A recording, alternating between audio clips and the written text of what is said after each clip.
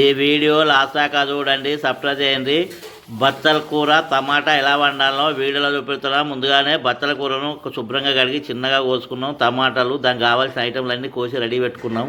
Stove అంటూ పెట్టినాం. Stove పైన మట్టి కంతులు పెట్టుకున్నాం. అందులో 2 చెంచాల నూనె పోసుకోవాలి.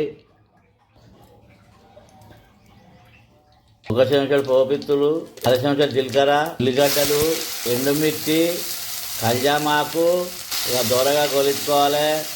1/2 చెంచాడు ఇంగు, 1 చెంచాడు అల్లం వెల్లిపాయ, 1/2 చెంచాడు పసుపు, పచ్చివాసన పోయేదాకా గొలించుకోవాలి. బత్తలాకేసుకోవాలి, కలుపుకోవాలి. టమాటా, కొత్తిమీర, 1 చెంచాడు కారపొడి, తగినంత ఉప్పు. ఇప్పుడు కలుపుకొని చిన్న మంట మీద ఉడికించుకోవాలి. ఇది కలిపినాం, చిన్న మంట మీద ఉడికియాలి ఒక 15 నిమిషాలు. కూర ఉడికింది. పప్పు దువ్వతోటి ఇలా మెత్తగా రుద్దుకోవాలి. ఇది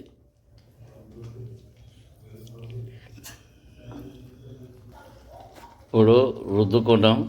స్టవ్ ఆఫ్ చేయాలి, దించుకోవాలి. టమాటా బచ్చల కూర చాలా రుచిగా ఉంటుంది. ఇది ఆరోగ్యానికి మంచిది. మళ్ళీ కావాలనిపిస్తుంది.